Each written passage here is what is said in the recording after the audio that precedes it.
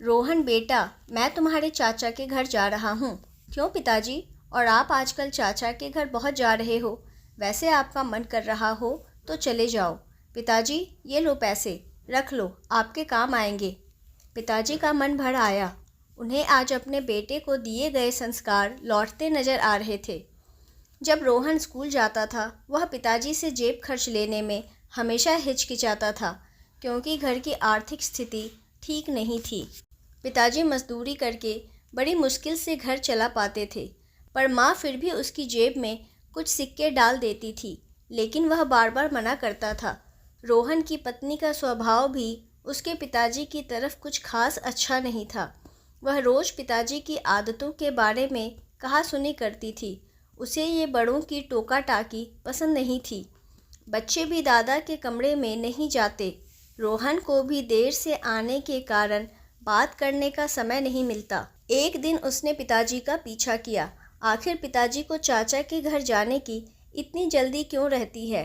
वह यह देखकर हैरान रह गया कि पिताजी तो चाचा के घर जाते ही नहीं हैं। वह तो स्टेशन पर एकांत में शून्य मनस्क एक पेड़ के सहारे घंटों बैठे रहते थे। तभी पास खड़े एक बुजुर्ग जो यह सब देख रहे थे, उन्होंने पूछा, बेटा क्या देख रहे हो? जी वो। अच्छा, तुम उस बूढ़े आदमी को देख रहे हो? वो यहाँ अक्सर आते हैं और घंटों पेड़ तले बैठकर सांझ ढले अपने घर लौट जाते हैं। किसी अच्छे संभ्रांत घर के लगते हैं। बेटा, ऐसे एक नहीं अनगिनत बुजुर्ग माएँ, बुजुर्ग पिता तुम्हें यहाँ आसपास मिल जाएंगे। जी, मगर क्यों? बेटा, जब घर में बड़े बुजुर्गों को प्यार नहीं मिलता, उन्हें बहुत अकेलापन महसूस होता है, तो वे यहाँ वहाँ बैठकर अपना समय काटा करते हैं। वैसे क्या तुम्हें पता है, बुढ़ापे में इंसान का मन बिल्कुल बच्चे जैसा हो जाता है। उस समय उन्हें अधिक प्यार और सम्मान की ज़रूरत पड़ती है, पर परिवार के सदस्य इस बात को समझ नहीं पाते। वो यही समझते हैं कि इन्होंने अपनी ज़िंदगी जी ली है, फिर उन्हें अकेला छोड़ देते हैं। कहीं साथ ले जाने से कतराते हैं। बात करना तो दूर, अक्सर उनकी राय भी उन्हें कड़वी लगती है, जबकि वही बुजुर्ग अपने बच्चों को अपने अनुभवों से आने वाले संकटों और परेशानियों से बचाने के लिए सटीक सलाह देते हैं। घर लौटकर रोहन ने किसी से कुछ नहीं कहा। जब पिताजी लौटे, रोहन घर के सभी सदस्यों को देखता रहा। किसी को भी पिताजी की चिंता नहीं थी।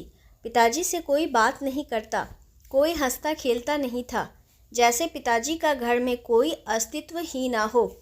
परिवार में पत्नी, बच्चे सभी पिताजी को इग्नोर करते हुए दिखे। सबको राह दिखाने के लिए आखिर रोहन ने भी अपनी पत्नी और बच्चों से बोलना बंद कर दिया। वो काम पर जाता और वापस आता, किसी से कोई बातचीत नहीं। बच्चे, पत्नी बोलने की कोशिश भी करते तो वह भी इग्नोर कर काम में डूबे रहने का नाटक करता। 4 दिन में सभी परेशान हो उठे। पत्नी, बच्चे इस उदासी का कारण जानना चाहते थे। रोहन ने अपने परिवार को अपने पास बिठाया, उन्हें प्यार से समझाया कि मैंने तुमसे 4 दिन बात नहीं की तो तुम कितने परेशान हो गए। अब सोचो, तुम पिताजी के साथ ऐसा व्यवहार करके उन्हें कितना दुख दे रहे हो। मेरे पिताजी मुझे जान से प्यारे हैं, जैसे तुम्हारी माँ। और फिर पिताजी के अकेले स्टेशन जाकर घंटों बैठे रहने की बात छुपा गया। सभी को अपने बुरे व्यवहार का खेद था। उस दिन जैसे ही पिताजी शाम को घर लौटे, तीनों बच्चे उनसे चिपट गए।